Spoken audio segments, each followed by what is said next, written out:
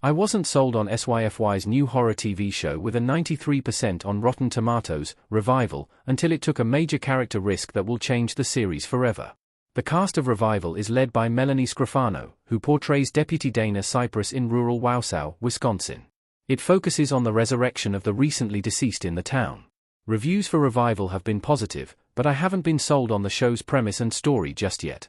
While it was nice to see Scrofano in a major new role on Syfy after Winona Earp ended, the series didn't hook me the way other horror series have, until episode 4 took a bold risk with a major character. Dana got shot at the end of Revival episode 4. The episode ends on a cliffhanger for her fate. Revival episode 4 ends with Dana and Ibrahim going into the woods to meet Aaron, who wants to confess to kidnapping Em.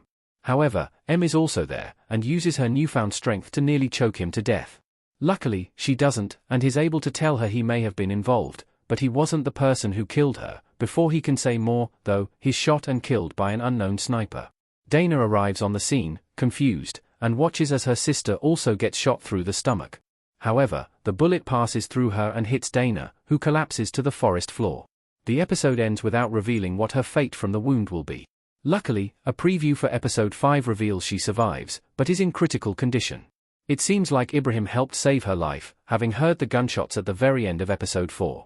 But, in terms of longevity, it's unclear if Dana is going to survive, especially because of how critical the gunshot wound is.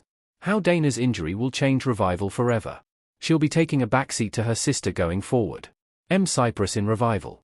Now that Dana is out of commission, Em will likely take a more central role in Revival moving forward. The biggest mystery in the show surrounds what really happened to her when she died, a conspiracy that has grown substantially now that her sister is hospitalized.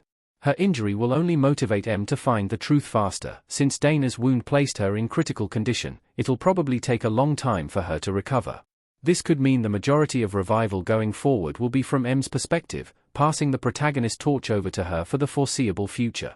What this means for her investigation, however, remains to be seen.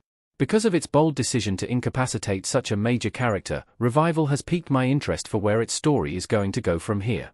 The truth surrounding how Em died appears to be even more fraught with danger than expected, something that will no doubt put her and those she loves in more danger as the show continues.